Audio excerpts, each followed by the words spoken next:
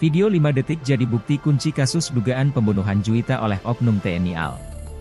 Kasus dugaan pembunuhan Kelasi 1, KLS, Jumran alias J, 23, anggota TNI AL Lanal Balikpapan terhadap kekasihnya Juwita, 23, jurnalis asal Banjarbaru, Kalimantan Selatan.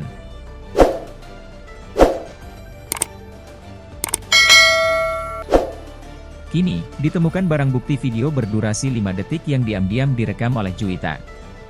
Video tersebut menjadi bukti kunci dalam kasus dugaan ruda paksa sebelum korban diduga dibunuh Kelasi 1, KLS, Jumran alias J.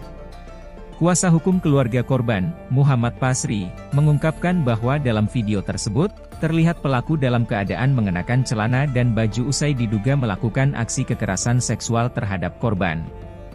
Rekaman itu dibuat secara diam-diam oleh Juwita, yang tampak ketakutan hingga membuat video tersebut bergetar. Korban sempat merekam kejadian itu sebagai bukti. Dari keterangan keluarga, video ini menunjukkan bahwa pelaku baru saja melakukan aksinya, kata Pasri, Rabu, 2 April 2025, dikutip dari Banjarmasinpost.co.id.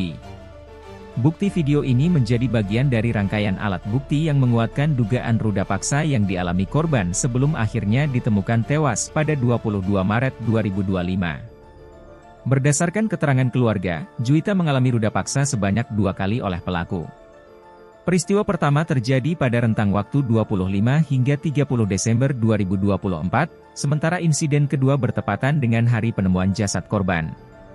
Pelaku menyuruh korban memesankan kamar hotel di Banjarbaru, kemudian datang dan memaksa masuk.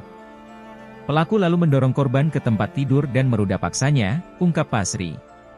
Kejadian ini sempat diceritakan Juwita kepada kakak iparnya pada 26 Januari 2025. Selain video 5 detik, korban juga memiliki sejumlah foto sebagai bukti.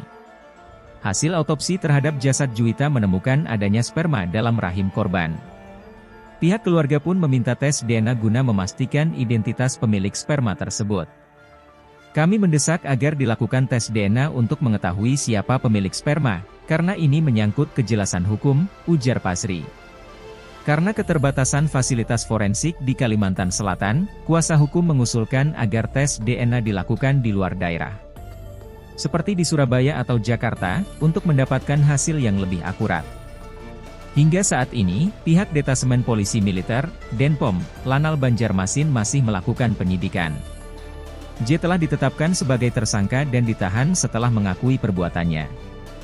Namun, pihak Denpom Lanal Banjarmasin belum memberikan keterangan resmi mengenai dugaan ruda paksa tersebut.